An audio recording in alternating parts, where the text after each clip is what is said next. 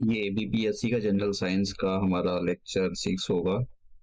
और आज हम लाइट चैप्टर से ही रिलेटेड कुछ क्वेश्चन सॉल्व करेंगे और कुछ कॉन्सेप्ट देखेंगे और देखेंगे कि आयोग किस टाइप के क्वेश्चन, मुश्किल से भी मुश्किल क्वेश्चन जो है लाइट चैप्टर से फ्रेम होते हैं।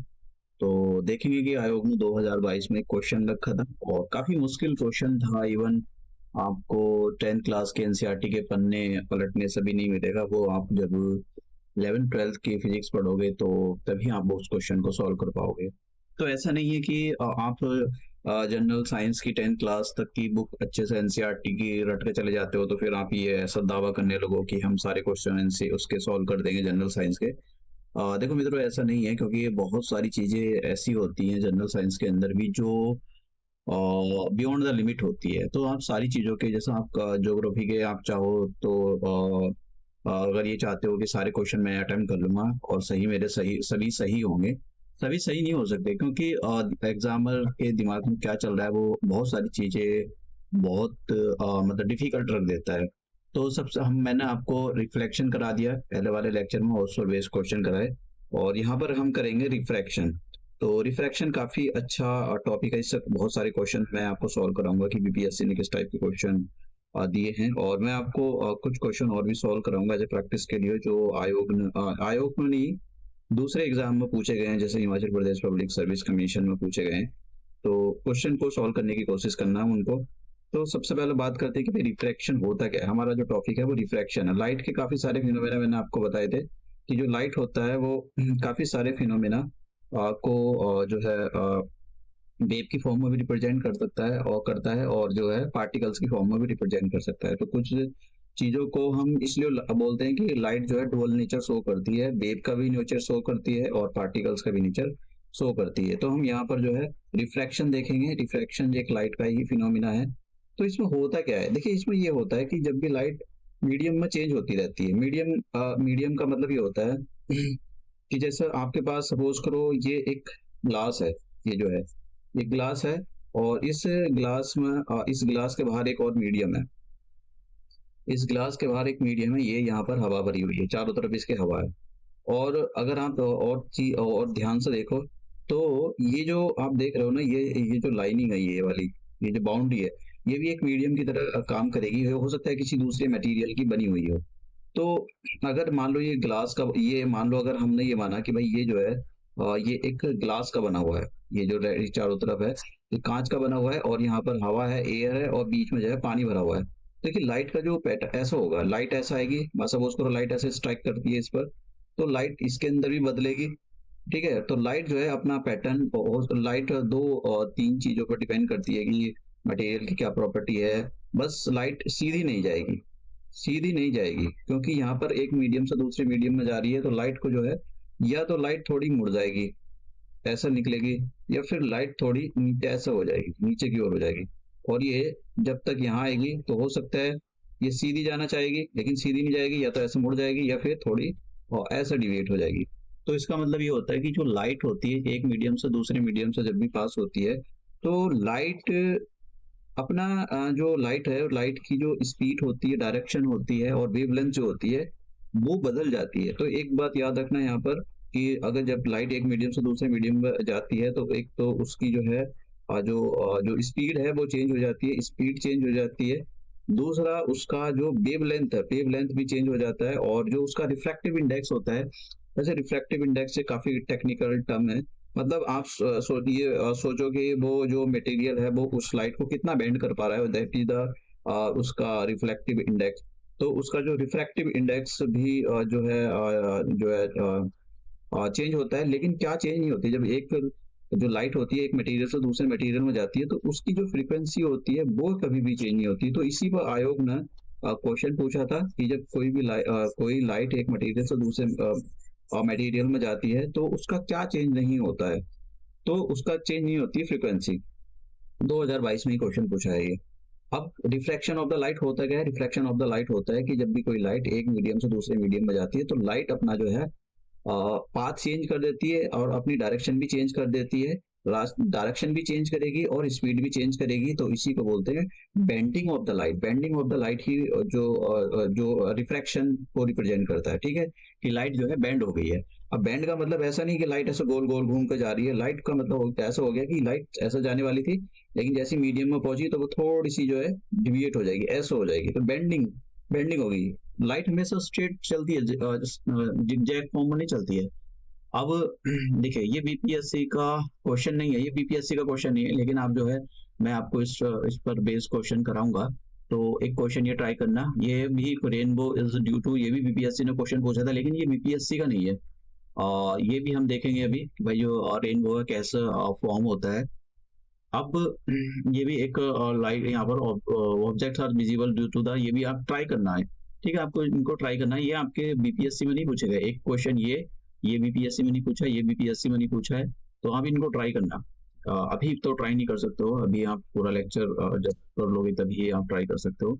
अब रिफ्रैक्शन के काफी जो हमारी जो डेली लाइफ है उसमें काफी उसके फिनोमेना होते हैं, तो मैं आपको रिफ्रैक्शन का एक देखिए, एक ये आपने देखा होगा कि ये जो इसकी ये किसी बच्चे की पेंसिल है, तो जैसी वो यहाँ तक जाती है तो उसको सीधी लगती है, लेकिन जैसी इस लेवल पर एक दूसरा मीडियम, यहाँ पर क्या है, यहाँ पर एयर है, तो जब तक ये एयर में रहती है तब तक तो ये बिल्कुल सीधी दिखाई देती है, लेकिन जैसी वाटर में जाती है तो वाटर में ऐसा लगता है जैसे कि ये जो है टूट गई हो। तो टूट गई हो तो इसका क्या मतलब हो गया, इसका मतलब देखो ये यहाँ से ऐसा लग रहा है जैसे यहाँ से ब्रेक हो गया है, तो यहाँ से इसका अपना पूरा ही मतलब ये ऐसी टूटी हुई क्यों लग रही है, क्योंकि ये जो है रिफ्रैक्शन की वजह से टूटी हुई लग रही है, क्योंकि लाइट यहाँ तक आई तो एयर में थी, जैसे ही उसने अपना मीडियम चेंज करा तो उसका जो है डायरेक्शन और स्पीड दोनों चेंज होगी, तो इसकी वजह से जो ये पेंसिल है हमको ऐसा लगता है कि जैसे पेंसिल टूट गई हो। अब इसमें कुछ थोड़े और फिनोमेना, जैसा आप बच्चे की इसकी स्टिक देख सकते हो, ये बच्चा छोटा सा बच्चा है, तो ये तालाब में बैठा हुआ मछली मार रहा है, और इसकी जो स्टिक है यहाँ तक तो सीधी जाती है, उसके बाद में यहाँ पर ये ऐसा लगता है जैसे टूट गई हो। तो ये टूटी नहीं है, सीधी होती है, लेकिन ये किसका फिनोमिना है, ये है that is the phenomena of the refraction. तो रिफ्रैक्शन का है, जैसा आपने देखा होगा, अभी हम देखेंगे और बहुत सारी चीजें देखेंगे।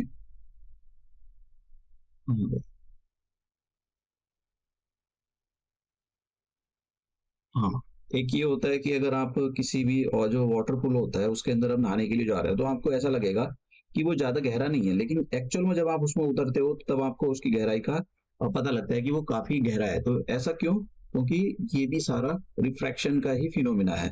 तो इसके अंदर आपको पता होना चाहिए एक रिफ्रैक्शन का फिनोमिना। मैं इसलिए बता रहा हूँ क्योंकि आयोग ने एप्लीकेशन पर जो है क्वेश्चन पूछे हैं, स्टार जो है वो चमकते हुए क्यों दिखाई देते हैं हमको, मतलब ऐसा लगता है कि जैसे ट्विंकल कर रहा है, ट्विंकल का मतलब होता है ऐसा लगता है जैसे भिनभिना रहे हो, तो ऐसे भिनभिनाते हुए क्यों दिखाई देते हैं, तो उसके पीछे भी जो है रिफ्रैक्शन का ही फिनोमिना है। देखो, और इसके मतलब रीजन ये होता है कि जब स्टार यहाँ पर होते हैं, यहाँ पर इसको एटमॉस्फेरिक रिफ्रैक्शन बोलते हैं। मान लो कि ये स्टार है और ये स्टार जो है और ये हमारी अर्थ है, तो अर्थ के यहाँ पर बहुत सारा एटमॉस्फेयर, अलग अलग हाइड्रोजन गैस है, नाइट्रोजन गैस है, अलग अलग गैसेज है यहाँ पर हमारे एटमॉस्फेयर में। तो यहाँ से जब लाइट आएगी इस स्टार से, तो लाइट मान लो ऐसा आई, तो लाइट ऐसे जिगजैग फॉर्म में आएगी, जिगजैग फॉर्म में। क्यों जिगजैग फॉर्म में आ रही है, क्योंकि मीडियम चेंज हो रहा है, तो जब मीडियम चेंज होता है, जैसे मान लो बहुत सारे मीडियम हो गए, तो लाइट ऐसा आएगी, ऐसा आएगी, ऐसा आएगी, ऐसा आएगी, ऐसा आएगी, तो जिगजैग लगेगा हमको कि जो ऑब्जेक्ट यहाँ पर है, लेकिन ऐसा लगेगा यहाँ पर है, यहाँ पर है, यहाँ पर है, यहाँ पर है, तो लाइट जिगजैग फॉर्म में चलेगी। जब लाइट तो हमेशा स्ट्रेट चलती है, तो हमको ऐसा लगता है कि जो स्टार है वो ऐसे टिमटिमा रहे हैं। तो ये जो स्टारों का टिमटिमाना होता है वो एक, इस वक्त आयोग ने क्वेश्चन पूछा था, वो किस टाइप का फिनोमेना है, वो है रिफ्रैक्शन फिनोमेना। वैसे वो एट, उसका सही जो शब्द है वो एटमॉस्फेरिक रिफ्रैक्शन होता है, क्योंकि जो एटमॉस्फेयर में हवा भरी हुई है, पार्टिकल्स, धूल के पार्टिकल्स, वाटर वेपर, बहुत सारी चीजें भरी हुई है, उनकी वजह से होता है, और इसलिए उसको एटमॉस्फेरिक फिनोमेना बोलते हैं। लेकिन एटमॉस्फेरिक रिफ्रैक्शन बोला जाता है, सही शब्द जो यूज होता है, लेकिन वो रिफ्रैक्शन की कैटेगरी में ही आएगा। तो अगर आपसे क्वेश्चन पूछा गया है, अभी हम सॉल्व करेंगे कि जो स्टार होते हैं वो टिंकल करते हैं, वो टिमटिमाते नजर आते हैं, उसके पीछे क्या रीजन है, तो उसके पीछे जो रीजन है, अगर ये सब बताता है एटमॉस्फेरिक रिफ्रैक्शन, तो वो भी सही है, और अगर केवल यही लिखा हुआ है रिफ्रैक्शन, तो वो भी बिल्कुल सही है। तो अब हम ये मैंने यहाँ पर आपको बहुत सारे एग्जाम्पल दिखा दिए, तो आप देख सकते हो कि यहाँ पर देखो ये जो है यहाँ पर एक अच्छा एग्जाम्पल है कि ये एक हमारे पास कोई मीडियम है दूसरा, और एक यहाँ पर ये दूसरा मीडियम, ये हवा है, और हम इसको ग्लास मान लेते हैं कि जो है ये ग्लास है, ग्लास का मतलब हो गया कांच। तो जब लाइट एक जगह से दूसरी जगह जा रही है, आप देख रहे हो यहाँ पर कि लाइट यहाँ से पास हुई तो लाइट को तो सीधे निकल जाना चाहिए था, ऐसा ऐसे जाना चाहिए था, लेकिन लाइट ने अपना रास्ता बदल दिया। क्यों बदला? क्योंकि ये जो बीच में मटेरियल है ना, इसकी अपनी प्रॉपर्टी होगी जिसकी वजह से हर एक, देखो जो लाइट होती है ना, लाइट की स्पीड और डायरेक्शन हर एक मटेरियल में अलग अलग होती है। वैक्यूम में सबसे ज्यादा, फिर उससे थोड़ी कम हवा में होती है। तो ये अलग, मैंने पिछले लेक्चर में आपको इस पर क्वेश्चन भी सॉल्व कराया था, किस टाइप का क्वेश्चन किया आयोग ने 2022 में पूछा था। तो इस टाइप से जो है ये जो है अपना मीडियम चेंज करती रहती है। तो इसी की वजह से हमको ऐसा लगता है कि जो स्टार जैसा अगर यहाँ पर हुआ तो लाइट का ऐसा जिगजैग फॉर्म बन जाती है ऐसा। तो हमको लगता है कि वो जो स्टार है वो चमकते हुए दिखाई दे रहे हैं, लेकिन स्टार चमकते नहीं है, वो रिफ्लेक्शन का ही एक फिनोमिना है। अब तो ये वाला अभी क्वेश्चन हम आगे सॉल्व करेंगे कि स्टार जो है वो कैसे जो और वो टिमटिमाते हैं, तो उसका जो रीजन है, जैसे मैं आपको क्वेश्चन सॉल्व करा देता हूँ। और शायद मैंने उसको आगे रखा है, चलो आगे रिफ्रैक्टिव इंडेक्स में मैंने उसको आगे रखा है, आगे करेंगे सॉल्व उसको। तो यहाँ पर थोड़े से ये चीजें बता देता हूँ, ये काफी इंपॉर्टेंट है, इस पर भी क्वेश्चन पूछे गए हैं। तो अब हम यहाँ पर लेंस के बारे में पढ़ेंगे। देखो लेंस वैसे तो अलग अलग टाइप के होते हैं, लेकिन हम यहाँ पर जो है कॉन्वेक्स लेंस और कॉनकेव लेंस के बारे में ही पढ़ेंगे। अब देखो ये वाली अगर आप देखो, तो ये वाला जो है ये कॉनकेव मिरर है और ये भी कॉनकेव मिरर है। तो जब दो कॉनकेव मिरर को, देखिए एक कॉनकेव मिरर और एक कॉनकेव मिरर को मिला दिया जाता है, तो हमारे पास एक कॉनकेव लेंस तैयार होता है। ठीक है, कॉनकेव लेंस। और अगर देखो इस वाली सरफेस को देखो, ये कॉन्वेक्स मिरर है और ये भी कॉन्वेक्स मिरर है। तो एक कॉन्वेक्स मिरर और एक दूसरे कॉन्वेक्स मिरर को जब मिला दिया जाता है, तो हमारे पास एक कॉन्वेक्स लेंस तैयार होता है। तो ये जो लेंस होते हैं एक्चुअली वो कॉम्बिनेशन होते हैं मिरर के, इनमें अलग अलग टाइप के मिरर लगा दिए जाते हैं और फिर ये जो है लेंस की तरह काम करते हैं। तो लेंस में मिरर में क्या और डिफरेंस होता है? देखो मिरर इनकी जो है थिकनेस होती है, आप देख रहे हो ना, इनकी जो है अपनी थिकनेस होती है। तो ये पतले होते हैं, लेकिन अगर आप मिरर की बात करें तो उसमें केवल छोटी सी स्ट्रिप होती है जो कि रिफ्लेक्शन का काम करती है। तो उसकी जो थिकनेस होती है बहुत ही निग्लिजिबल होती है, मतलब उसमें उसकी थिकनेस का कोई भी फर्क नहीं पड़ता है रिफ्लेक्शन पर। अब नेक्स्ट का देखते हैं, तो इसके बारे में आपको पता होना चाहिए। ये आएगा नहीं आपसे कभी, आप सोचो कि भाई मुझसे एग्जाम में पूछा जाएगा, पूछा नहीं जाएगा। अब बस आपसे जो एप्लीकेशन पे बेस्ड क्वेश्चन है, इस टाइप के क्वेश्चन आ सकते हैं। अब देखो ये जो है यहाँ पर ये जो कौन सा लेंस हो गया, ये हो गया कॉन्वेक्स लेंस। अब इस कॉन्वेक्स लेंस का, इसको कॉन्वेक्स लेंस को हम कन्वर्जिंग लेंस भी बोलते हैं। शब्दों पर ध्यान देना। यहाँ पर मैंने पीछे आपको मिरर बढ़ा रहा था, तो मैं मिरर यूज कर रहा था लास्ट में, कॉन्वेक्स मिरर, कॉनकेव मिरर। यहाँ पर जो है ये कॉन्वेक्स लेंस है। तो देखो ये जो लेंस होता है ना, इसका एक प्रॉपर्टी होती है कि ये लाइट को कन्वर्ज कर देता है। जब भी कोई पैरेलल लाइट, इसमें मैं ज्यादा नहीं समझाऊंगा, जब भी कोई लाइट ऐसा आएगी, मान लो ये प्रिंसिपल एक्सिस के पैरेलल है, तो ये लाइट को किसी पर्टिकुलर पॉइंट पर फिक्स कर देगा। ठीक है, लाइट ऐसा आएगी, मान लो एक लाइट रे ऐसा आ रही है, तो इस पॉइंट पर ये फिक्स कर देगी यहाँ पर। तो ये जो पॉइंट है ये कन्वर्जिंग पॉइंट होता है। कन्वर्जिंग, सारी की सारी जो लाइट है इसने एक ही पॉइंट पर कन्वर्ज करती है, इसीलिए कॉन्वेक्स लेंस को हम कन्वर्जिंग लेंस का लेंस की तरह यूज करते हैं। तो अगर मान लो कहीं हमें पर्टिकुलर पॉइंट पर कोई फोकस करना हो, फोकस करने का मतलब मान लो किसी बंदे की आई है और ये उसका रेटिना है, और रेटिना आई जो है मतलब उसकी जो इमेज है बहुत दूर बन रही है। रेटिना पर इमेज बनती है लेकिन रेटिना पर ना बनकर बहुत दूर बन रही है। तो हम क्या काम करेंगे, इमेज यहाँ पर बन रही है तो उसको जो है जो उसको प्रॉब्लम हो जाएगी, उसको जो है हाइपरमेट्रोपिया हो जाएगा। तो उसका हाइपरमेट्रोपिया ठीक करने के लिए अभी हम एप्लीकेशन देखेंगे। तो हम यहाँ पर क्या यूज करेंगे, हम यहाँ पर यूज करेंगे एक लेंस। जो लेंस का मतलब हो गया आंखों पर आपकी चश्मा लगाया जाएगा। तो वो लेंस क्या काम करेगा, वो लेंस जो है इस लाइट को, जब भी पैरेलल लाइट आएगी तो उसको ऐसा इस वाले पॉइंट पर एकदम रेटिना पर मर्ज कन्वर्ज कर देगा। तो जिसकी वजह से जो आपको प्रॉब्लम हो रही थी, हाइपरमेट्रोपिया था, जो दूर के ही ऑब्जेक्ट दिखाई देते थे, पास के ऑब्जेक्ट नहीं दिखाई देते थे, उसकी वजह से वो आपकी प्रॉब्लम ठीक हो जाएगी। तो अगर आप अभी हम एप्लीकेशन भी देखेंगे कि किस टाइप से इसका यूज किया जाता है, तो इनके यूज बहुत ज्यादा हैं, लेकिन हम जो हमारी डेली लाइफ में यूज होने वाले उसी पर आयोग ने क्वेश्चन पूछे हैं। मैं फोकल लेंथ वगैरह चीजों के बारे में नहीं बताऊंगा यहाँ पर इसके बारे में। अब देखिए ये जो लेंस है, ये हमारे पास कौन सा लेंस है, ये है कॉनकेव लेंस। तो कॉनकेव लेंस जैसे मैंने कहा कि तो कॉनकेव लेंस दो मिरर को कंबाइन करके बनाया जाता है ऐसा। तो इसकी क्या प्रॉपर्टी होती है, इसकी प्रॉपर्टी ये होती है कि जब भी इसके पास कोई पैरेलल लाइट आती है, देखो ऐसा कोई पैरेलल लाइट आई, तो ये पैरेलल लाइट जो है ऐसा डाइवर्ज कर देता है, ऐसा ये इधर की ओर फैला देगा लाइट को। तो ये लाइट को जो है अलग अलग डायरेक्शन में फैला देता है। तो इसलिए इसको डाइवर्जिंग मिरर भी बोला जाता है, तो सॉरी डाइवर्जिंग लेंस बोला जाता है। तो अगर आपसे क्वेश्चन में पूछा जाए कि ये बताओ कि कॉनकेव लेंस को क्या डाइवर्जिंग लेंस भी बोला जाता है, तो उसका बिल्कुल वो स्टेटमेंट बिल्कुल ठीक होगा।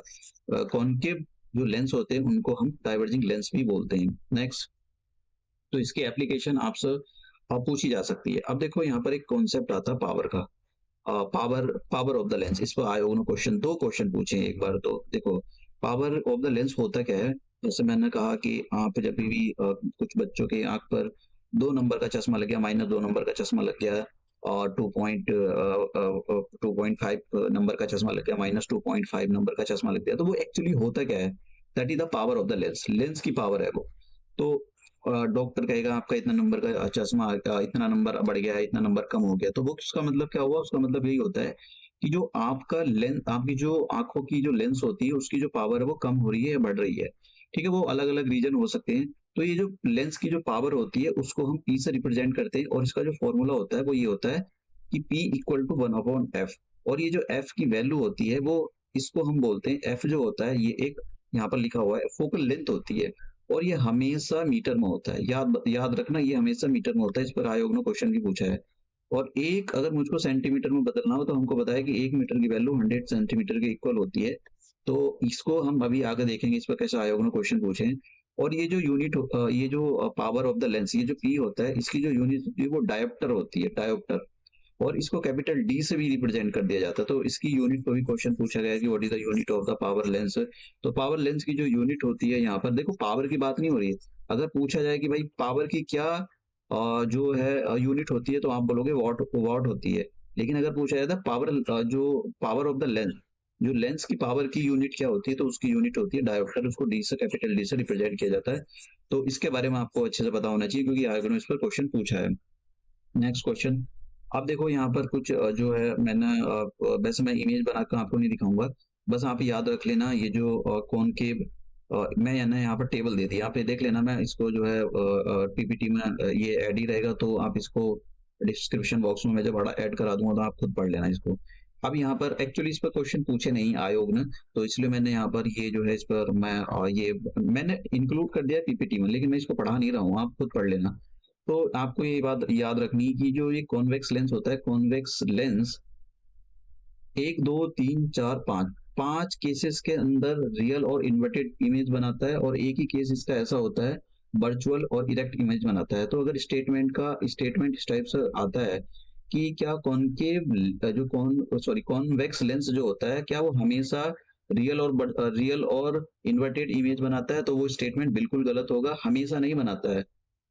ये जो है ये जो कॉन्वेक्स लेंस होता है वो रियल और इन्वर्टेड इमेज बनाता है 5 केसेस में, और एक केस ऐसा होता है जिसके अंदर ये वर्चुअल और इरेक्ट इमेज बनाता है। तो यहाँ पर ये जो लेंस होता है, कॉन्वेक्स लेंस होता है, कॉन्वेक्स लेंस ये दोनों टाइप की इमेज बनाता है, वर्चुअल और इरेक्ट। एक टाइप की इमेज होगी, दूसरी होगी रियल एंड इन्वर्टेड। तो ये दोनों टाइप की इमेज बनाता है, इसके बारे में आपको पता होना चाहिए। आप देखिए, मैं यहाँ पर बता देता हूँ। ये पर्सन को हो गया यहाँ पर हाइपरमेट्रोपिया। हाइपरमेट्रोपिया का क्या मतलब होता है, हाइपरमेट्रोपिया जो होता है वो, उसमें आपको पास के ऑब्जेक्ट नहीं हाइपरमेट्रोपिया में ये होता है कि आपको पास के ऑब्जेक्ट नहीं दिखाई देंगे, दूर के ऑब्जेक्ट दिखाई देते हैं। तो देखो ये जो होती है ये रेटिना होता है, जैसे मैंने कहा कि ये हमारी ये जो इसमें यहाँ देखो ये रेटिना होती है ये, तो इसी पर इमेज बनती है रेटिना की। तो इसको ये जो रेटिना होती है इसी पर इमेज बनती है। तो अगर इमेज मान लो रेटिना से बाहर बन रही है तो तब प्रॉब्लम है, रेटिना से बाहर बन गई। और रेटिना के अंदर बन रही हो तब प्रॉब्लम है, इसलिए एग्जैक्टली रेटिना पर ही बननी चाहिए। तो अब अगर मान लो किसी की इमेज रेटिना से बाहर चली गई, मतलब इमेज जो है ये यहाँ पर बन रही है, ये जो है ये जो पहला वाला डायग्राम ये बता रहा है कि एक पर्सन, ये जो डायग्राम है ये वाला, ये पर्सन है, नॉर्मल बंदे की आंख है, उसमें कोई, उसकी आंख में कोई डिफेक्शन नहीं है। ये वाला इमेज जो है यहाँ पर बन रही है, रेटिना पर बन रही है, ये उसकी आंखों का लेंस हो गया और सारी चीजें नॉर्मल एकदम, खाता पीता इंसान है। तो अब क्या हुआ, उसको आ गया बुढ़ापा। तो बुढ़ापे की वजह से क्या होगा, उसको पास के ऑब्जेक्ट नहीं दिखाई देंगे, दूर के ऑब्जेक्ट दिखाई देंगे। क्यों? क्योंकि उसकी जो उसकी फोकल लेंथ की वजह से हो जाता है ये। हालांकि अब काफी अच्छी टेक्नोलॉजी भी आ रही है, तो जैसे लेसिक हो गया, बहुत अच्छी टेक्नोलॉजी आ रही है जिसकी वजह से आप अपना ये लेंस हटवा सकते हो। तो आपकी ये जो इमेज रेटिना पर बन रही थी, ये रेटिना पर न बन के बाहर चली जाती है यहाँ पर। तो आपको दूर के रखे हुए ऑब्जेक्ट तो दिखाई देंगे, लेकिन पास में रखे हुए ऑब्जेक्ट नहीं दिखाई देंगे। तो जब आपको दूर के रखे हुए ऑब्जेक्ट साफ दिखाई देते हैं और पास के रखे हुए ऑब्जेक्ट धुंधले दिखाई देते थे, उसको बोलते हैं हम हाइपरमेट्रोपिया। हाइपरमेट्रोपिया उसको बोला जाता है। तो इसके बारे में आपको पता होना चाहिए कि हाइपरमेट्रोपिया किसको बोला जाता है। लॉन्ग साइटेडनेस भी बोलते हैं इसको, हाइपरमेट्रोपिया।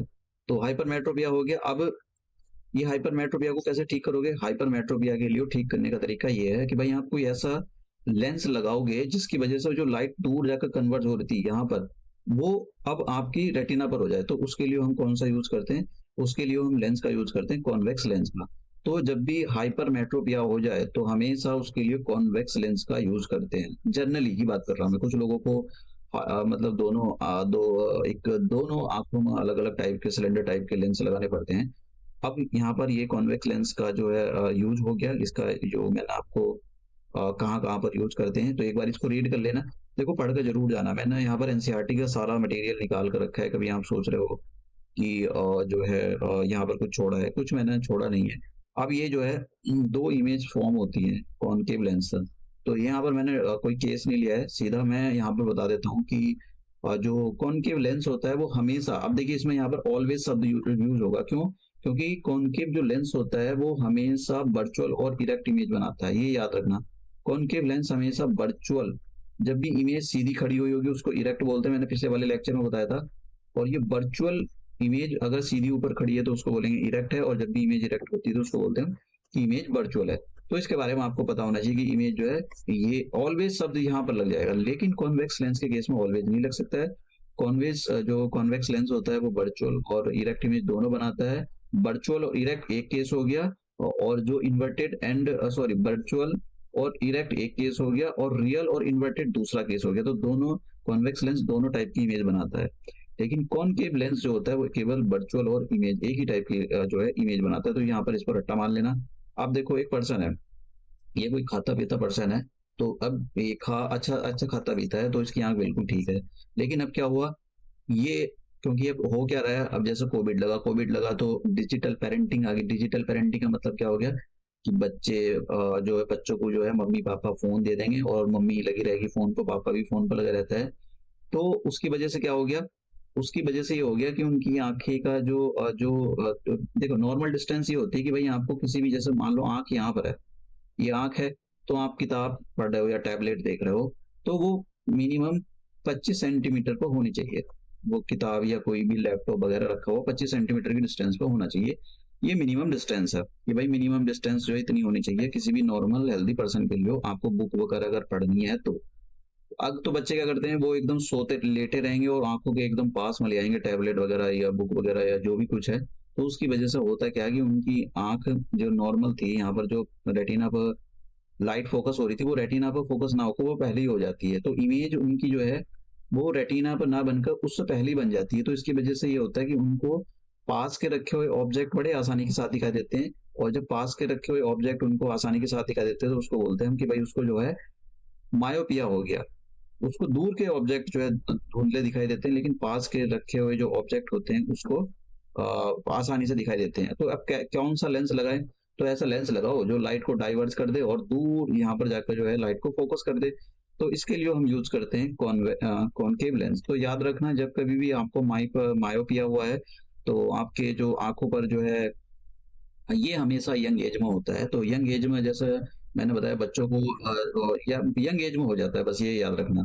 तो ये जब भी आपको यंग एज में चश्मा लगा है तो उसके पूरे पूरे चांसेस है कि आपको जो है मायोपिया हुआ है। तो मतलब आपको जो है दूर के अब ऑब्जेक्ट नहीं दिखाई देते, पास के ऑब्जेक्ट दिखाई देते हैं। तो इसको ठीक करने के लिए आपको जो है जो कॉनकेव लेंस है उसका जो है चश्मा पहनना पड़ेगा।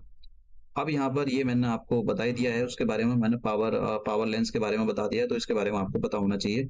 अब यहाँ पर कुछ एप्लीकेशन है ये, तो जैसे कॉनकेव लेंस की एप्लीकेशन, ये कॉनकेव लेंस होता है, मैंने बताया था कि कॉनकेव लेंस जो होता है मायोपिया मायोपिया टाइप की बीमारी को ठीक करने के लिए जाता है। और मायोपिया को शॉर्ट साइटेडनेस भी बोलते हैं। जैसे हाइपरमेट्रोपिया, तो हाइपरमेट्रोपिया को लॉन्ग साइटेडनेस भी बोला जाता है या फार साइटेडनेस भी बोला जाता है। और ये जो मायोपिया है, मायोपिया को जो है शॉर्ट साइटेडनेस भी बोला जाता है। तो शॉर्ट साइटेडनेस का मतलब ये होगा कि आपको पास के रखे हुए ऑब्जेक्ट साफ दिखाई देंगे, लेकिन दूर के रखे हुए ऑब्जेक्ट आपको दिखाई नहीं देंगे। ये एप्लीकेशन पढ़कर जरूर जाना, क्योंकि देखो कभी क्या पूछ ले ये पता नहीं, मैं आपको दिखाऊंगा कि आयोग कैसे अतरंगी टाइप के क्वेश्चन पूछता है। देखो आई अभी तक आई पे जो है क्वेश्चन नहीं पूछा है बीपीएससी ने, तो मैंने यहाँ डाइक उसके अंदर पीपीटी के अंदर इंक्लूड कर दिया, लेकिन मैं इसको पढ़ा नहीं रहा, तो आप इसको मैंने इनके फंक्शन लिख दिए, प्यूपिल का क्या होता है, रेटिना का क्या होता है, और सिलीरी मसल, ये सारी चीजें मैंने यहाँ पर लिख डाली हैं। तो आप इसको एक बार रीड कर लेना, पढ़ लेना, कभी हो सकता है कि आपसे पूछ लिया जाए। रॉड्स एंड कॉन्स बहुत सारी चीजें, लेकिन आयोग ने यहाँ से क्वेश्चन पूछा तो नहीं है, इसलिए मैं यहाँ पर टाइम वेस्ट नहीं कर रहा है, कभी नहीं पूछा है, पुराने से पुराने भी नहीं पूछा है, तो मैं यहाँ पर टाइम वेस्ट नहीं कर रहा है, तो आप इसको जो है देख लेना। अब बात करते हैं डिस्पर्जन ऑफ द लाइट। तो हमारा एक जो नेक्स्ट फिनोमिना है वो डिस्पर्जन ऑफ द लाइट है। तो देखो dispersion of the light simple से शब्दों में समझो कि डिस्पर्जन ऑफ द लाइट होता क्या है। देखो डिस्पर्जन ऑफ द लाइट होता है कि एक जो लाइट होती है, जैसे हमको आपको देखा होगा बाहर निकलोगे रोशनी में तो आपको व्हाइट कलर की लाइट दिखाई देगी। ये साथ ऐसा इस टाइप का रेनबो जो है ये कमी दिखाई देगा। ये कब कब दिखाई देगा, या तो आपको जो आप कोई प्रिज्म देख लिया हो आपने, तो उसकी वजह से जो वो जो व्हाइट लाइट होती है व्हाइट लाइट होती है, व्हाइट लाइट को सात कलरों में तोड़ देता है। और या फिर आपने रेनबो देखा हो, तो रेनबो जो होता है वो डिस्पर्जन ऑफ द लाइट का ही एक फिनोमिना है, लाइट का एक फिनोमिना है डिस्पर्जन। तो डिस्पर्जन ऑफ द लाइट की वजह से ही और रेनबो बनता है। अब यहाँ पर हम जो ये पढ़ते हैं कि डिस्पर्जन होता क्या है। देखो डिस्पर्जन का सिंपल से शब्दों में समझो तो डिस्पर्जन का मतलब होता है कि किसी भी व्हाइट लाइट का सात कलर में डिवाइड हो जाना, सात लाइट की कलर में डिवाइड हो जाना। जैसे आप देखते हो कोई व्हाइट लाइट होती है तो वो व्हाइट लाइट नहीं होती है। जैसे मान लो ये व्हाइट लाइट है, तो एक्चुअली ये कॉम्बिनेशन है जो हमारी आंखें नहीं देख पाती है। तो ये किस टाइप का कॉम्बिनेशन, इसमें सात कलर होते हैं। तो ये पता कैसे किया जाता है, ये जो है न्यूटन ने एक्सपेरिमेंट के थ्रू इसको किया था प्रिज्म लगाकर। तो उसने जो है एक प्रिज्म लगाया, व्हाइट लाइट को उससे पास कराया, तो उसने देखा कि जो व्हाइट लाइट है वो सात कलर में टूट गई है। तो ये जो सात कलर होते हैं इनके नाम आपको पता होना चाहिए, ये कौन कौन से होते हैं। इसकी जो फुल फॉर्म मतलब आप देख लेना, बिग्योर इसकी जो है फुल फॉर्म होती है, मैंने यहाँ पर लिख दिया बिग्योर। नीचे से इसको पढ़ा जाता है यहाँ पर, तो ऐसा नीचे B I V G Y O R. तो ये रेड हो गया, ये मैंने यहाँ पर ये सब लिखा हुआ है, सात कलर होते हैं। व्हाइट याद रखना है, एक व्हाइट लाइट जो है सात कलरों का कॉम्बिनेशन है, वो हमको अपनी नेकेड आई से नहीं दिखाई देते हैं, उसके लिए स्पेशल जो है इंस्ट्रूमेंट पहनने पड़ेंगे, तभी आपको वो सब दिखाई दे सकता है। तो ऊपर जो होता है वो ये रेड कलर होता है, और ये ऑरेंज हो गया, फिर यहाँ पर येलो हो गया, ग्रीन हो गया, ब्लू हो गया, इंडिगो हो गया, येलो हो गया। तो इसके बारे में आपको सीक्वेंस से पता होना चाहिए वीगोर के बारे में। अब यहाँ पर क्वेश्चन जो फ्रेम हुए हैं आयोग ने, ये जो रेड है ये बहुत ही कम झुकता है। आप देख रहे हो ऊपर ही रखा हुआ है, मतलब झुकाव का मतलब आप देखो, अगर इसका आप यहाँ से एंगल निकालो तो बहुत ही कम एंगल आएगा, लेकिन इसका एंगल निकालो, इसका मतलब यहाँ देखो ये व्हाइट लाइट है तो ये थोड़ा सा ही झुकता है, तो यहाँ से बहुत ही कम एंगल है। लेकिन ये जो होता है वॉयलेट, ये बहुत ज्यादा झुकता है, आप देख रहे हो कितना नीचे की ओर बैंड हो गया। तो ये ज्यादा झुकता है कम झुकता है, इसका मतलब क्या हो गया कि इसका मतलब ये होता है कि ये जो रेड कलर होता है इसकी जो वेवलेंथ होती है वो बहुत ज्यादा होती है। तो ज्यादा वेवलेंथ वाली जो चीजें होती हैं वो कम झुकती हैं। जैसे रेड कलर की वेवलेंथ सबसे ज्यादा होती है, इसलिए वो कम झुकती है, उसका झुकाव जो डिविएशन होता है वो मुड़ना इधर उधर बरसाती मेंढक की तरफ उधरना वो कम होती है, ये बहुत ही कम झुकती है। फिर जो ऑरेंज है, ऑरेंज की थोड़ी वेवलेंथ कम होता है क्योंकि ये ज्यादा झुक जाती है, फिर उसके बाद में येलो आ जाता है, ग्रीन आ जाता है। तो आप जैसे ही नीचे की ओर जाओगे तो वेवलेंथ जो है कम होती जाएगी, नीचे की ओर आओगे यहाँ पर सबसे ज्यादा वेवलेंथ होती है, तो ये रेड लाइट कम झुकती है, फिर वेवलेंथ और कम हो जाएगी, रेड लाइट और झुक जाएगी, तो फिर सॉरी ये ऑरेंज लाइट झुक जाएगी। येलो की जो वेवलेंथ होती है वो और भी कम होती है तो और झुक जाती है, फिर उसके बाद में ग्रीन आ जाएगा, और सबसे कम जो वेवलेंथ होती है वो होती है वॉयलेट की। तो वॉयलेट सबसे ज्यादा झुकता है, इसलिए आपसे डिविएट, झुक जाना, डिविएट हो जाना, इन शब्दों का यूज किया जाए। ये न्यूटन का एक्सपेरिमेंट था, तो इसके बारे में आपको पता होना चाहिए। मैंने यहाँ पर ये सारा तामझाम लिख दिया है। तो डिस्पर्जन ऑफ द लाइट का मतलब यही होता है कि एक व्हाइट लाइट का सात कलरों में डिवाइड हो जाना, that is the dispersion of the light. तो इसके बारे में पता होना चाहिए। अभी ये यहाँ पर मैंने लिख दिया है, जो मैंने ऊपर बोला है कि डिक्रीजिंग ऑर्डर होता है, तो सबसे ज्यादा वेवलेंथ होती है रेड की, फिर उससे कम होती है ऑरेंज की, फिर उससे कम येलो की, फिर उससे कम ग्रीन की, फिर उससे कम ब्लू की, फिर उससे कम इंडिगो की, और सबसे कम होती है वॉयलेट की।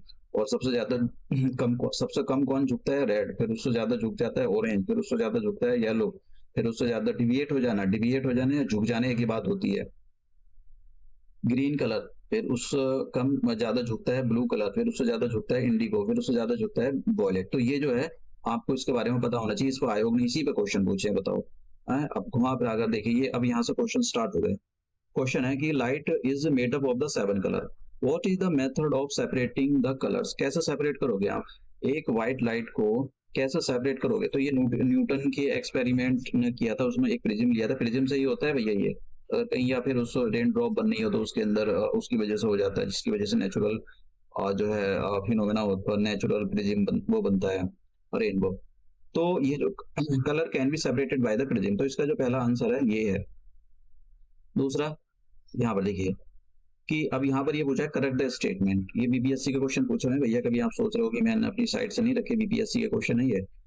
मैं पहले ही बता देता हूँ कि कौन सा क्वेश्चन मैंने अपनी साइड से रखा है और कौन सा क्वेश्चन बीपीएससी का है। तो ये बीपीएससी का क्वेश्चन है। यहाँ पर ये पूछ रहा है वेवलेंथ से रिलेटेड क्वेश्चन है। तो यहाँ पर देखो वो कह रहा है कि जो वेवलेंथ होती है रेड कलर की is less than the violet, ये तो गलत है। रेड कलर की जो वेवलेंथ होती है वो सबसे ज्यादा होती है।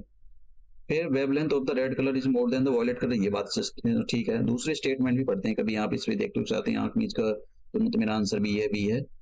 Wavelength of the violet is more than the green, ये तो गलत है। ये तो वॉयलेट की तो सबसे नीचे होता है, तो इसकी जो वेवलेंथ सबसे कम होती है और ये सबसे ज्यादा मुड़ता भी है, तो ये स्टेटमेंट भी जो है ये स्टेटमेंट भी गलत हो गया। Wavelength of the violet is more than the yellow, ये भी गलत है। वो तो सब देखो यहाँ देख लो ना, मैंने यहाँ पर ये बताया, ये देखो सबसे ये जो नीचे दे रखा है ना, ये सबसे ज्यादा मुड़ता है और इसकी जो वेवलेंथ होती है वो सबसे कम होती है। तो अब बात करते हैं यहाँ पर वेवलेंथ, तो ये वाला भी गलत हो गया और नन ऑफ दीज, ये तो गलत ही है ही, तो हमारा आंसर जो हो जाएगा बी। तो एकदम सा 30 मार्क खान बन जाना, एक यही वाला आंसर होगा। ऐसा नहीं करना चाहिए, पूरे स्टेटमेंट पढ़ने चाहिए। कुछ बच्चों के जो है देखिए, अब देखिए मैं मतलब ऐसा नहीं है कि आपको ये कुछ भी अनाप शनाप पढ़ा रहा हूँ, जो भी क्वेश्चन में बीपीएससी ने पूछा है उसी के अकॉर्डिंग मैं आपको पढ़ा रहा हूँ। Dispersion of the light is a possible, कैसे पॉसिबल हो सकती है? कॉन्वेक्स, कॉनकेव, सिंपल मिरर, इनसे हो सकती है? भाई इनसे नहीं होती है, प्रिज्म से होती है, न्यूटन का एक्सपेरिमेंट था। अब यहाँ पर एक बड़ा ही इंटरेस्टिंग क्वेश्चन है कि रेनबो से रिलेटेड है। तो अगर आपसे पूछा जाए रेनबो, देखो रेनबो है, जरा समझना इस डायग्राम को, मैंने यहाँ पर जो है ये सब लिख दिया है, पढ़ लेना बस, समझो। देखो ये है, मान लो ये है सूरज, यहाँ पर हम डायरेक्शन कर लेते हैं, पहले डायरेक्शन कर लेते हैं। डायरेक्शन में बड़ा ही बड़ा अच्छा इंटरेस्टिंग क्वेश्चन है। ये यहाँ पर ईस्ट है, ठीक है। तो अगर मान लो यहाँ पर ईस्ट में सूरज निकल गया, सूरज निकल गया ये, ठीक है, और बरसात हो रही है आपके यहाँ अपोजिट, याद रखना आप यहाँ खड़े हुए हो और आपका जो पिछवाड़ा है वो सूरज की साइड है, ठीक है, सूरज की साइड आपकी बैक साइड है, और यहाँ पर रेन हो रही है। तो रेनबो बनने के लिए, इस पर क्वेश्चन पूछे गए, इसलिए मैं बता रहा हूँ यहाँ पर रेनबो बनने के लिए दो तीन कंडीशन होनी चाहिए। एक तो आपका जो जो देखो ये यहाँ पर हो गया सन, और सन की साइड आपकी बैकवर्ड साइड होनी चाहिए, ये आपकी बैक होगी, जो सन को मतलब आपका पिछवाड़ा जो है सन की साइड है, और आपका जो अगवाड़ा है वो जिधर बारिश हो रही है उधर की साइड है, यानी बारिश आगे हो रही है और पीछे सन है, तो आपको रेनबो दिखाई देगा। एक तो ये केस हो गया। दूसरा केस, अब इसी पे क्वेश्चन पूछे आयोग ने, मैं इसलिए समझा रहा हूँ आपको, फिर से देते हैं। अब मान लो सन सेट होने वाला है, मतलब कहाँ चला गया, वेस्ट में चला गया, अब आप यहाँ खड़े हुए हो, ठीक है, और फिर से वही कंडीशन कि आपका जो पिछवाड़ा है वो सन की साइड में, सन छुपने वाला है, छिपने वाला है, तो सन यहाँ पर है और इधर बरसात हो रही है, यहाँ पर बरसात हो रही है, मैं यहाँ पर बरसात दिखा देता हूँ, ये बरसात हो रही है। देखो ये इधर की साइड में आपकी बैक साइड है सन की साइड में, और सन अब छिपने वाला है, तो मतलब यहाँ पर आ गया, वेस्ट में आ गया, और आप देख रहे हो इधर बरसात हो रही है, तो क्या रेनबो दिखाई देगा? हाँ बिल्कुल दिखाई देगा। लेकिन क्या ऐसा पॉसिबल है? इसके लिए दो कंडीशन हो गई कि सन के अपोजिट में बारिश होनी चाहिए और आपकी जो बैकवर्ड साइड है वो सन की साइड होनी चाहिए, और आपका जो फेस होना चाहिए वो जिधर बरसात हो रही है उधर होना चाहिए। तो क्या कभी ऐसा हो सकता है एकदम 12 बज रहे हैं, ठीक है, 12 नून है, ठीक है, आप यहाँ खड़े हुए, बरसात इधर हो या इधर हो, क्या आपको रेनबो बनेगा? नहीं, बिल्कुल नहीं बनेगा। तो ये कंडीशन फुलफिल होनी जरूरी है। कभी भी 12 बजे या एकदम सन आपके सर पर चढ़ा हुआ है तो आपको रेनबो नहीं दिखाई देगा, ठीक है। तो ये जो है इसी पर क्वेश्चन आयोग ने खुश होकर इसी पर क्वेश्चन पूछ लिया था कि in which direction the rainbow is seen is at 12 noon, भैया दिखाई नहीं देगा, कैन नॉट बी सीन, दिखाई नहीं देगा, आंसर हो जाएगा डी। आप समझ रहे हो? ये अब यही क्वेश्चन आयोग ने अगर दे दिया तो बच्चे वहां पर, ये अगर जब क्वेश्चन आया होगा तो मुझे नहीं लगता है कि बच्चों ने इसको, शायद कोई इंटेलिजेंट पर्सन जो साइंस बैकग्राउंड के होंगे वही उसको कर पाया होगा, अदरवाइज बाकी उन्होंने तो गोबर ही कर दिया होगा इस पर। अब नेक्स्ट क्वेश्चन, एटमॉस्फेरिक रिफ्रैक्शन। देखो एटमॉस्फेरिक रिफ्रैक्शन या फिर रिफ्रैक्शन आए एक ही बात है। एटमॉस्फेयर के देखो रिफ्लेक्शन का मतलब होना है कि लाइट का बेंड हो जाना। एटमॉस्फेरिक रिफ्लेक्शन का मतलब होता है कि जो हमारी अर्थ है, हमारी अर्थ में काफी धूल, गैस, हाइड्रोजन, नाइट्रोजन, ये दुनिया भर की गैसेस है। तो जब भी इनसे लाइट पास होती है तो भी ये लाइट को बेंड कर देते हैं, ऐसा जिग जैग फॉर्म आती है।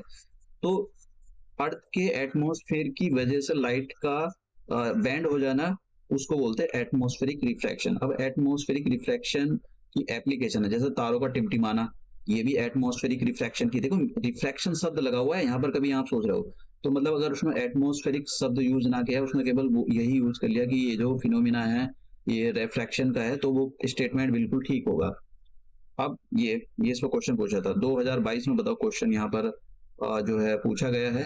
तो ऐसा नहीं है कि ये कोई क्वेश्चन कोई आपको इस पर गलत हो जाना चाहिए, बिल्कुल ठीक होना चाहिए। Twinkling of the star in the, अरे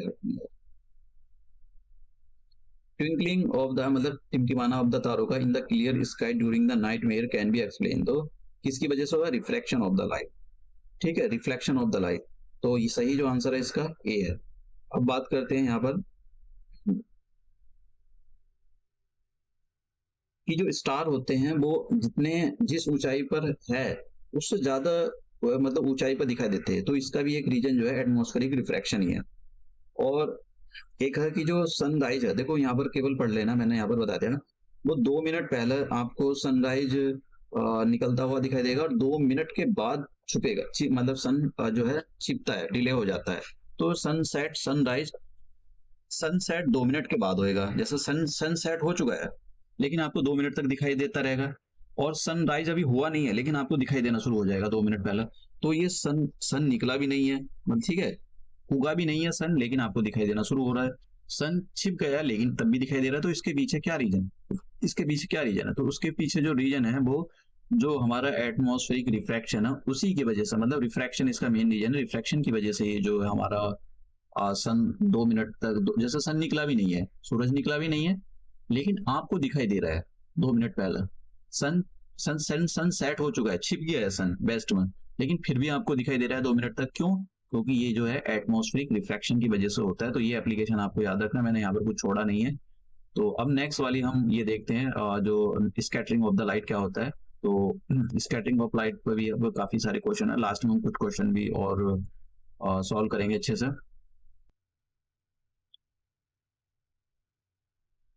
अब नेक्स्ट टॉपिक हमारा है scattering of the light. Scattering का ऑफ द लाइट का मतलब होता है, देखो यहाँ समझो, ये जैसे हमारा जो एटमॉस्फेयर है उसमें काफी पार्टिकल्स हैं। तो जब भी लाइट, मान लो लाइट आ रही है इधर से, ठीक है, ये लाइट आ रही है,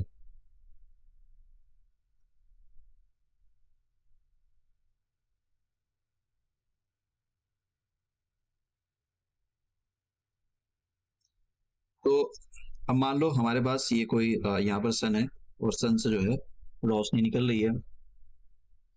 तो अब इधर की साइड में यहाँ पर कोई धूल पार्टिकल है, धूल के पार्टिकल, ये हमारा एटमॉस्फेयर। तो जब भी लाइट रोशनी मतलब इससे टकराएगी तो वो चारों तरफ फैल जाएगी, और इससे जब इस वाले पार्टिकल से टकराएगी तो तब भी चारों तरफ फैल जाएगी। तो ये लाइट है, किसी भी पार्टिकल का टकरा कर उसके चारों तरफ फैल जाना, इसी को स्कैटरिंग ऑफ द लाइट बोला जाता है। ठीक है, स्कैटरिंग ऑफ द लाइट। अब इसकी जो एप्लीकेशन है वो काफी सारी एप्लीकेशन है। तो जो भी हमारी एनसीईआरटी में मैंने सारी कवर कर डाली है, और भी थोड़ी सी एडवांस में मैं लाया हूँ यहाँ पर। तो स्कैटरिंग ऑफ द लाइट जो होती है ये मैंने यहाँ पर आपको बता दिया। जैसे स्काई है वो आपको ब्लू कलर का दिखाई देता है, तो उसका एक रीजन क्या होता है? उसका एक रीजन ये होता है, जो ब्लू कलर होता है सबसे ज्यादा, जैसे मान लो ब्लू, जैसे जैसे मैंने अभी आपको क्या बताया, मैंने आपको बताया कि जो लाइट होती है वो 7 कलर का कॉम्बिनेशन है। तो जब भी ये 7 कलर, मान लो इस पार्टिकल, ये जो है पार्टिकल, ये कोई पार्टिकल है, इस पर आकर जब लाइट टकराएगी तो जब 7 कलर ऐसे बिखरेंगे, मतलब ये लाइट इधर उधर बिखर कर जाएगी, तो इसके अंदर जो ब्लू कलर होता है वो सबसे ज्यादा स्कैटर्ड होता है। ठीक है, जो ब्लू कलर होता है वो सबसे ज्यादा स्कैटर होता है, जिसकी वजह से वो ब्लू कलर फैला रहता है, सब जगह ब्लू कलर फैला रहता है। इसी यही कारण होता है कि आपको जो है स्काई जो है ब्लू कलर का नजर आता है, नीचे से ऊपर देखने पर आपको जो स्काई है ब्लू कलर का नजर आता है। तो इसी पर आयोग ने एप्लीकेशन पर क्वेश्चन पूछा था, जैसे ये वाला question, sky is blue because, देखिए sky is blue because blue colour in the sunlight is more than the other colours. तो यहाँ पर क्वेश्चन बड़ा ट्रिकी, मतलब ट्रिकी है, थोड़ा सा निकालना पड़ेगा आपको, साफ साफ स्टेटमेंट नहीं दिया है। Atmosphere absorb the long wave radiation, तो ये तो बिल्कुल गलत है। Blue colour is the more absorbing, ये भी गलत है। शॉर्ट देखो short waves are scattered more than the long atmospheric air, और ये short waves are scattered more than long waves by atmosphere. देखो भाई अगर ऐसा होता है तो फिर ब्लू कलर ही थोड़ी आता है नीचे भी। देखो अब मैंने आपको बिग्योर बताया था, तो बिग्योर में सबसे नीचे वॉयलेट आता है, तो वॉयलेट तो सबसे ज्यादा स्कैटर्ड होता है। अगर इसकी उसने कहा है कि जो ये कह रहा है क्वेश्चन यहाँ पे इस वाले स्टेटमेंट में, कि जिनकी सबसे छोटी शॉर्ट वेवलेंथ होती है ना, वो ज्यादा जो है स्कैटर करते हैं, तो फिर वॉयलेट करना चाहिए था, लेकिन वो करता ही नहीं है। तो इसका मतलब क्या होगा, इसका मतलब ये स्टेटमेंट गलत है, ये वाला स्टेटमेंट। तो ये स्टेटमेंट गलत हो गया। Blue colour in the sunlight is more than the colour. तो देखो यहाँ पर वैसे बेग स्टेटमेंट तो ऊपर वाला भी है, ऐसा नहीं है कि ये साफ साफ स्टेटमेंट दे रखा है कि जो blue colour in the sky in sunlight is more than the other colours. तो लेकिन ये वाले जो स्टेटमेंट है इनको आपको एलिमिनेशन, तो ऐसे क्वेश्चन को कैसे करना पड़ेगा, जो लोग इंटेलिजेंट होते हैं वो हमेशा एलिमिनेशन मेथड से जाते हैं और सोच समझ कर आगे बढ़ते हैं। तो ऐसे क्वेश्चन को अटेम्प्ट करने से पहले ये अपने आप में काफी बेग स्टेटमेंट है, लेकिन क्या पीछे रीजन रहा है मैंने आपको इसके बारे में बता दिया। सी सीम्स ब्लू ड्यू टू, अब ये कह रहा है कि भाई ये बताओ कि जो सी होते हैं, वो ओशन होते हैं, वो आपको ब्लू कलर के क्यों दिखाई देते हैं। देखो ये भी बीपीएससी में क्वेश्चन, इसलिए कलर यहाँ पर डी पे चलते हैं, डी वाला ऑप्शन से स्टार्ट करते हैं। Upper layer of the water, water की जो अपर लेयर की वजह से वो जो है आपको ब्लू कलर के दिखाई देते हैं। ये तो भाई बिल्कुल स्टेटमेंट अपर कलर, क्या मतलब हो गया, blue colour of the water, water का तो ब्लू कलर होता ही नहीं है। एक्सेस डीपनेस, क्या जो समुद्र है वो बहुत गहरा है, इसकी वजह से वो ब्लू कलर दिखाई देता है। भाई ऐसा कुछ नहीं होता है कि उसकी वजह से गहराई से कोई लेना देनी है। Reflection of the sky and scattering of the light by the drops of the water, तो यहाँ पर जैसे मैंने धूल मिट्टी के, जैसे मान लो कि ये धूल मिट्टी है, पानी की कोई धूल मिट्टी आ गई, तो जब लाइट इससे टकराएगी तो ये चारों तरफ फैल जाएगी, ऐसा चारों डायरेक्शन में ये फैलेगी। तो ये ब्लू कलर इसमें चारों डायरेक्शन में फैलेगी। तो इसमें ये जो आप एक लाइट का टुकड़ा देख रहे हो ना, इसके अंदर 7 कलर छुपे हुए हैं, तो 7 कलर जब बाहर निकलेंगे तो उसमें से ब्लू कलर सबसे ज्यादा फैलेगा। ब्लू कलर चारों तरफ ब्लू ब्लू, ठीक है, पानी है ब्लू ब्लू। तो इसका मतलब ये जो दूसरा वाला स्टेटमेंट है ये बिल्कुल अच्छा स्टेटमेंट है, तो आंसर हो जाएगा बी। अब सन अपियर्स रेड एंड सन, ये एट सनसाइन एंड, तो जब सूरज छिपेगा उगेगा तो आपको रेड कलर का दिखाई देता है। तो उसके पीछे भाई ये मैंने यहाँ पर एप्लीकेशन डाल दी है, तो स्कैटरिंग ऑफ द लाइट ही है। तो स्कैटरिंग ऑफ द लाइट की वजह से ही सन आपको छिपते हुए उगते हुए रेड कलर का दिखाई देता है। दोनों एप्लीकेशनों में डिफरेंस है। सन देखो सन छिप गया है लेकिन तब भी आपको 2 मिनट तक दिखाई देगा, सन उगा भी नहीं है तब भी आपको 2 मिनट तक दिखाई देगा। तो ये वाला किस टाइप का वो है फिनोमेना, ये मैं आपको पीछे बता दूंगा। दोनों के दोनों अलग है, ये कभी आप सोच रहे हो कि भाई ये। अब इंटरफेरेंस ऑफ द लाइट, देखो इस पर क्वेश्चन इंटरफेरेंस, इस पर आयोग ने जो है क्वेश्चन पूछा है ये वाला। अब मैं यहाँ पर यही बोलूंगा कि भाई या तो ये लिमिट से बियॉन्ड द लिमिट है। जो फिजिक्स वाले होते हैं, जो जिन्होंने फिजिक्स ले रखी है 11-12 में ढंग के साथ पढ़ी है, इंजीनियरिंग वाले होते हैं, उनको तो खैर ये डिफ्रैक्शन के बारे में पता है। तो शायद साइंस बैकग्राउंड के तो ठीक कर गए होंगे। मुझे नहीं लगता है कि जो इसको इस क्वेश्चन को कोई बीपीएससी के इस क्वेश्चन को ठीक कर गया होगा, क्योंकि ये अपने आप में 9.9 10th या 8 की एनसीईआरटी के पन्ने पलटने से आपको ये क्वेश्चन नहीं मिलेगा। ये 11-12 क्लास की आपको फिजिक्स पढ़नी पड़ेगी, लाइट चैप्टर पढ़ना पड़ेगा, जब जाकर उसके लाइट चैप्टर के अंदर भी इंटरफेरेंस एक टॉपिक है, तो वो पढ़ना पड़ेगा, तभी जाकर आपको, मतलब आप ये सोच सकते हो ये क्वेश्चन ठीक भी हो सकता है। तभी मैं आपको ये बता रहा था शुरू में ही लेक्चर स्टार्ट किया था कि जनरल साइंस के अगर क्वेश्चन आते हैं तो जरूरी नहीं आपको सारे क्वेश्चन ठीक हो जाए, लेकिन ऐसा भी नहीं कि उसको छोड़ देना चाहिए। तो इंटरफेरेंस ऑफ द लाइट होता है क्या, मैंने यहाँ पर उठा लिया है इसको, तो अब मैं आपको समझाता हूँ। देखो इंटरफेरेंस ऑफ द लाइट होता है कि जैसे मैंने कहा कि मैंने जब आपको पहले वाले लेक्चर स्टार्ट कराया था तो उसमें बताया था कि जो लाइट होती है वो पार्टिकल की फॉर्म में भी, जो लाइट होती है वो डुअल नेचर शो करती है। ऐसा भी नेचर शो करती है कि पार्टिकल की ऐसे वेव की फॉर्म में भी चलती है और ऐसा पार्टिकल की फॉर्म में भी चलती है। तो ये जो पार्टिकल होते हैं इनको बोला जाता है फोटोन। तो लाइट जो है फोटोन के फॉर्म में भी चलती है, तो इसलिए बोला जाता है कि जो लाइट है डुअल नेचर शो करती है। इसी पर आयोग ने क्वेश्चन पूछा था बीपीएससी में। अब इंटरफेरेंस ऑफ द लाइट होता क्या है, तो इंटरफेरेंस ऑफ द लाइट का जो फिनोमेना होता है, वो लाइट को अगर आप एक वेव ले लो तभी आपको इसको सॉल्व कर सकते हो, अगर पार्टिकल्स लेते हो तब आपको सॉल्व नहीं कर सकते हो। तो इसका मतलब ये जो फिनोमेना है ये लाइट को एक वेव मानकर सॉल्व, मतलब जो है वो एक्सपेरिमेंट किया गया है इसका। अब ये है क्या, इन्होंने क्या काम किया, देखो समझो जरा। इन्होंने एक एक ये बड़ा सा सिलिट इसमें बोलिए छोटे छोटे इसमें सुराख कर दिए यहाँ पर, ठीक है। मैं यहाँ पर ये, तो इसमें यहाँ पर छोटे छोटे सुराख कर दिए, एक सुराख ये करा और एक होल ये कर दिया। अब इससे जब लाइट यहाँ से लाइट पास करा रहे हैं, तो लाइट जब इन सुराख से बाहर निकलेगी तो इन्होंने देखा कि लाइट ऐसे निकल रही है, ऐसे वेव की फॉर्म में निकल रही है। इस वाले सुराख से ये जो होल है इस वाले से ऐसे निकल रही है, और इस वाले होल से भी यही निकल रही है, ऐसी निकल रही है।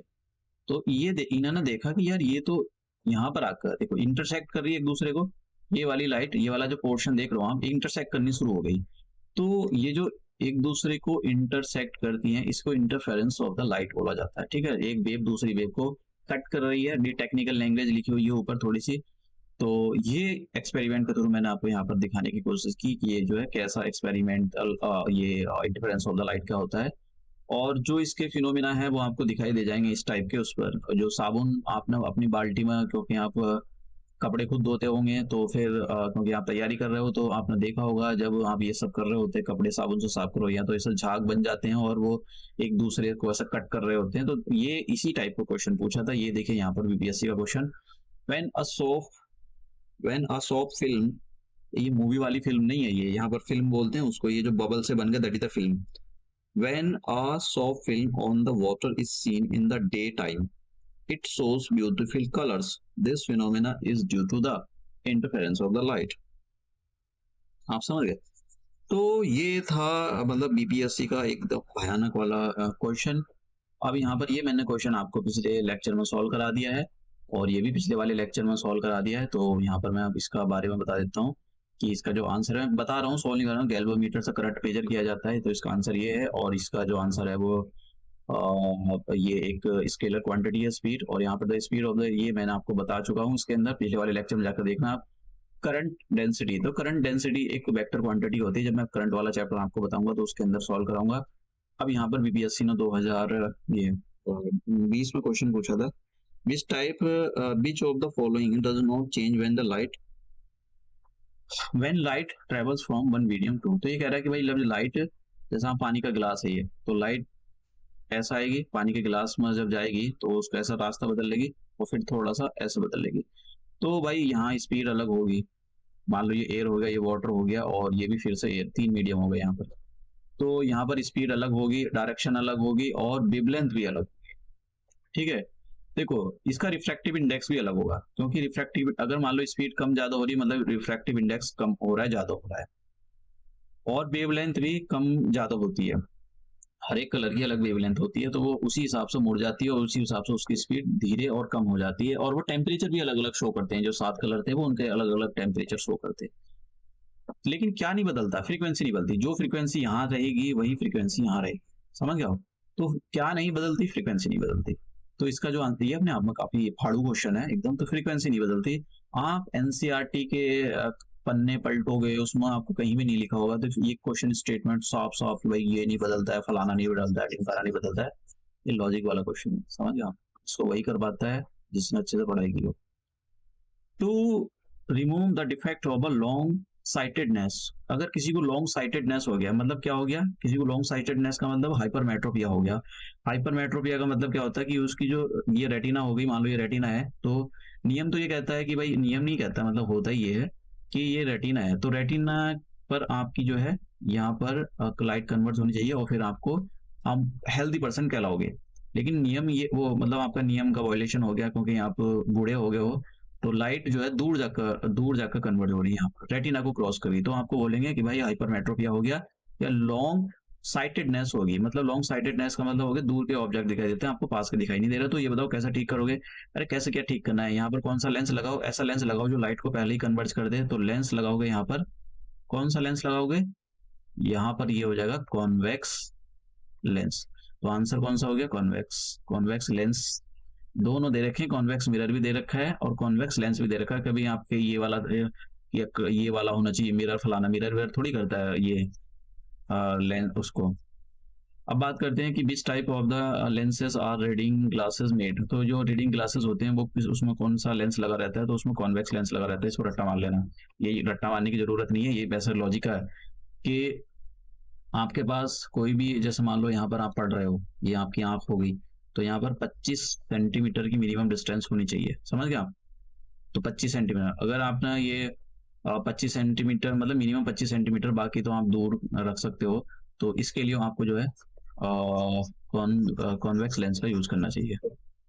अब next question, power of the, देखिए यहाँ पर power of the lens is measure, मैंने बताया था। देखो पावर ऑफ द लेंस, शब्दों पर ध्यान देना, पावर ऑफ द लेंस लिखा हुआ है, यहाँ पर पावर नहीं लिखा हुआ। अगर पावर होता तो लिखते बाट, ठीक है, बाट हो जाता, WATT बाट, लेकिन यहाँ पर लिखा है पावर ऑफ द लेंस। तो पावर ऑफ द लेंस की जो वो होती है यूनिट होती है डायोप्टर, इसको डी से रिप्रेजेंट किया था, और इसका जो फॉर्मूला होता है वो P इक्वल टू 1/f, और f हमेशा मीटर में होना चाहिए, नहीं है तो बदलोगे। इसी वक्त आयो ने क्वेश्चन पूछा था, तो इसका जो आंसर हो गया ये बता दिया मैंने, 2020 में जो क्वेश्चन पूछा था डी हो गया।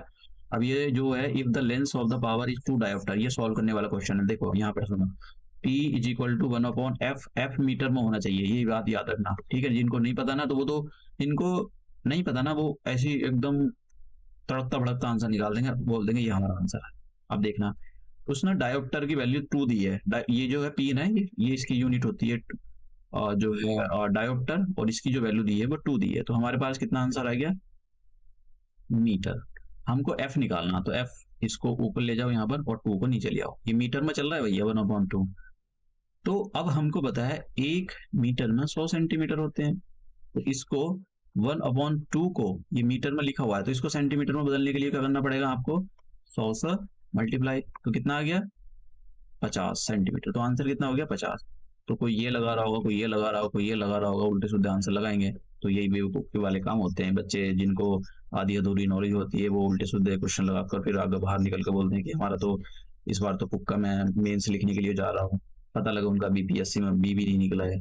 तो ये हमने जो है बीपीएससी के लाइट वाला चैप्टर मैंने सारा मतलब A to Z कंप्लीट कर डाला है। अब आपके लिए कुछ काम है यहाँ पर, वैसे मैं इसको अभी मैंने चैप्टर स्टार्ट ही कराया है। ये कुछ क्वेश्चन है, इनको ट्राई करना, इनको ट्राई करना, इनको ट्राई करना, इसको ट्राई करना, और ये जो मैंने यहाँ पर क्वेश्चन दिए इनको ट्राई करना जरूर। ये आपके एग्जाम के नहीं है, ये दूसरे एग्जाम में पूछे गए क्वेश्चन थे, जैसे कि Himachal Pradesh public service commission, तो मैंने यहाँ से उठाकर रख दिए थे। अदरवाइज आप इसके बीच कर सकते हो, ऐसा कुछ नहीं है कि कोई बर्डन है या कोई आपको डंडा मार रहा है कि भाई आपको करना ही पड़ेगा ये, तो आप इसकी भी कर सकते हो। तो अपना हम ये लेक्चर यही समाप्त करते हैं। मैं इसका पीपीटी जो है डिस्क्रिप्शन बॉक्स में ऐड करा दूंगा, और आप जो है, मैंने बहुत सारी चीज़ें इसमें नहीं पढ़ाई, आप उसको एक बार रीड करके जाना, हो सकता है कि आयोग लेफ्ट राइट करके कुछ ना कुछ पूछ ले। तो हम ये लेक्चर अपना यही समाप्त करते हैं, और इसके बाद हमारा जो लाइट वाला चैप्टर है वो कंप्लीट हो चुका है। आपको इस लायक मैंने आपको बना दिया है कि जिससे आप ये सारे क्वेश्चन इवन सॉल्व कर पाओगे।